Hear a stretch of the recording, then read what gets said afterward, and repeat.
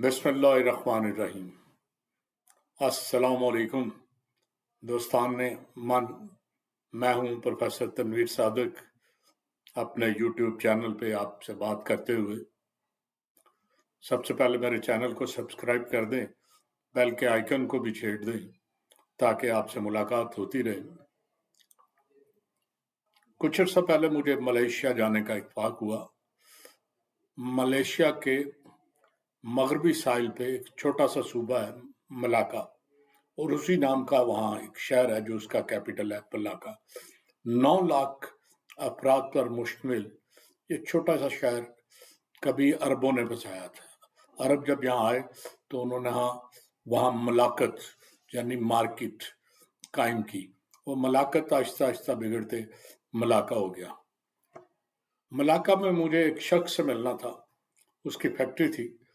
दुनिया में रिबन का एक्सपोर्टर, जो पतला सा रिबन आपने देखा होता है, उसका बहुत बड़ा एक्सपोर्टर था। मैं जब वहां पहुंचा, वो फौरन मेरे होटल आ गया, गपशप हुई। सुबह फैक्ट्री का वक्त, वो बहुत बड़ा एक्सपोर्टर था और उस हिसाब से मेरा ख्याल था एक बहुत बड़ी फैक्ट्री सुबह मैं देखूंगा, शानदार किस्म की। यकीनन सुबह मुझे वो लेने आया, हम गपशप लगाते उसकी गाड़ी पे फैक्ट्री पहुंच गए। मुझे बड़ी हैरानी हुई। एंटर हुए, एक साइड पे उसका दफ्तर था, एक आराम का कमरा था और साथ ही वॉशरूम थे, छोटी सी जगह पर। आगे को 35 बाई 40 का हॉल होगा, जिसमें बड़ी तरतीब से रिबन बनाने वाली 6 मशीनें लगी थी और उससे पीछे 2 कमरे थे। एक में खाम माल था और एक में फिनिश प्रोडक्ट्स, जो तैयार होता था माल उस कमरे में इकट्ठा हो रहा था। सबसे ज्यादा हैरानकुन बात यह थी कि वो 6 मशीनों पे 6 ऑपरेटर जो काम कर रहे थे, वो सारे के सारे मजदूर थे और व्हील चेयर्स पे बैठे काम कर रहे थे। 2 और औरतें भी थी, वो ज्यादातर औरतें ही थी, एक आध मर्द नजर आया। 2 औरतें ऊपर सुपरवाइज कर रही थी। वो माल जो बनता था रिबन, वो तैयार होके वो कटता था, वो फौरन उसे पैक सेकंड में करके डब्बे में रख रही थी। डब्बे में जब तादाद पूरी होती, डब्बे को 1 सेकंड पैक किया और इतनी तेजी से, इतना साफ सुथरे अंदाज में काम हो रहा था कि मैं हैरान हो गया। तो मैंने फैक्ट्री का जायजा लिया। 8 बंदे वहां काम कर रहे थे।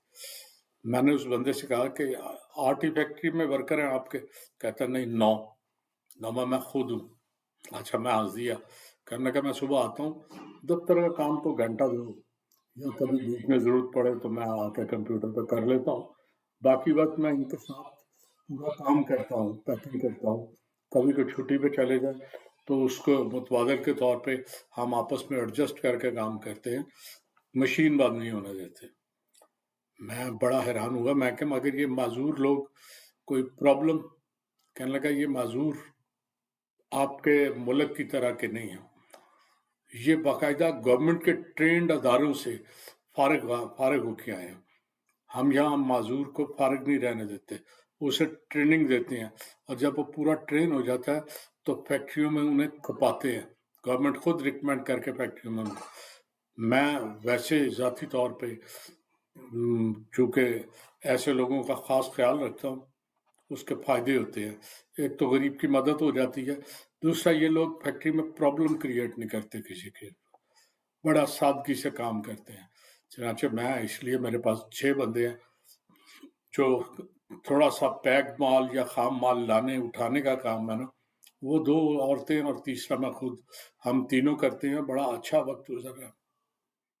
मुझे बड़ा अच्छा लगा कि किसी मुल्क में हुकूमत मजदूरों के लिए इस हद तक काम कर रही है। बहरहाल ये बहुत बड़ा काम था, लेकिन ये कौमी सतह पे अगर हो तो तभी कामयाब है। हमारे यहाँ की सूरत हाल बड़ी अजीब है। पाकिस्तान में इस वक्त तकरीबन 50 लाख से ज्यादा माजूर अफराद हैं, जिनमें शायद 12-13 लाख औरतें भी हैं। 50,000 से ज्यादा माजूर 12-13 लाख औरतें, अंदाजा लगा लें कितनी बड़ी तादाद है। उनके लिए हम कुछ नहीं कर रहे। 550 के करीब स्कूल हैं गवर्नमेंट और प्राइवेट सेक्टर में, 200 से ज्यादा एनजीओज काम कर रही हैं, लेकिन होता क्या है कि वो मजदूरों के थोड़े बहुत कार्रवाई डाल के लंबे चौड़े चंदे, बड़ी बड़ी रकमें इकट्ठी कर लेते हैं, अपने घर में एक साइड पे उन मजदूरों को रखा, घर पूरा मजदूरों के नाम पे जो यूनियन बनाई है उसके नाम पे किराए पे दे दिया, बहुत भारी किराया वसूल किया, अपनी तनख्वाह और खाना पीना सब मजदूरों के खाते में, और उन बेचारों को कुछ नहीं हम देते। वो आखिर उनका प्रोफेशन जो है ना, वो गदागारी के अलावा कुछ नहीं होता। गदागारी की बात मैंने की तो मुझे उससे बहुत सी तलख बातें याद आई। पाकिस्तान में इस वक्त 2.5 करोड़ से ज्यादा लोग बाकायदा गदागारी कर रहे हैं, और जो जो महंगाई बढ़ रही है, जो जो मुआशी हालात खराब हो रहे हैं, उनकी तादाद में तेजी से इजाफा होता जा रहा है। बेकारी के खिलाफ एक कानून भी है, जो शख्स गैर जरूरी तौर पे हमें भीख मांगता नजर आए उसे पकड़ा जा सकता है, उसे 3 साल की सजा भी हो सकती है। लेकिन क्यों ना गवर्नमेंट ये चाहती है, ना पुलिस चाहती है, अदालतें भी सीरियस। पुलिस अगर उन्हें पकड़ भी दे, अदालत उन्हें भेज भी दे जेल में, तो वो मजे से चले जाते हैं, उन्हें खाना मिल जाता है, वो जमानत की भी परवाह नहीं करते। चनाचे वो सवाए ये कि जेल की आबादी में इजाफा करने के उन भिखारियों को पकड़ने का कोई फायदा नहीं होता, इसलिए कोई भी संजीदगी से नहीं लेता। अब इन लोगों को भिखारी बनाने में भी बड़े लोगों का हाथ होता है। आपको बाजार में जाते हुए बड़े रंग बिरंगे भिखारी नजर आएंगे। लोग जब बच्चा नहीं होता ना, तो मन्नतें मांगते हैं जाके मज़ारों पे कि बच्चा हुआ तो ये करेंगे। एक ऐसा मज़ार भी था, यहाँ लोग कहते हैं जी वहाँ जाके दुआ मांगे तो बच्चा ज़रूर हो जाता है, लेकिन वहाँ क्या करना पड़ता है कि बच्चे को उनका सपोर्ट करना पड़ता है। अच्छा, बच्चा उनके सपोर्ट करते हैं, वो उसके माथे पे कड़ा चढ़ा देते हैं। नतीजा ये होता है कि उसका सर बंध जाता है, एक खास सारा जिस्म परवरिश पाता है, लेकिन जो दिमाग और उसके अज़ा है वो नर्चर नहीं होते, वो परवरिश नहीं पाते, वो उसी तरह एक जगह जाम हो जाते हैं, बच्चे माजूर हो जाते हैं। उनको दौले शाह के चूहे कहते हैं। गवर्नमेंट ने अब अरसा हुआ उससे पाबंदी आयद कर दी है। अब किसी बच्चे को कड़ा नहीं चढ़ाया जा सकता, पकड़ लिया जाएगा। लेकिन इसके बावजूद 20,000 से ज्यादा वो दौले शाह के चूहे बाजारों में आम आपको मिलेंगे, और वो कुछ नहीं कर सकते सिवाय ये कि वो रूटीन में भीख मांगते हैं। फिर वो जो गांव में मजदूर लोग होते हैं, पेशावर लोग उन्हें खरीद लाते हैं। घर वाले तंग होते हैं कि मजदूर है, तंग करता है, वो उन्हें उठा के ले आते हैं, खाना देते हैं, पीना देते हैं। सुबह को किसी चौक में जाके उनकी गाड़ी जाती है, 20 मजदूर उनके पास है, उन्होंने चौक मुकर्रर किए हुए हैं, एक एक चौक पे वो बिठाते जाते हैं।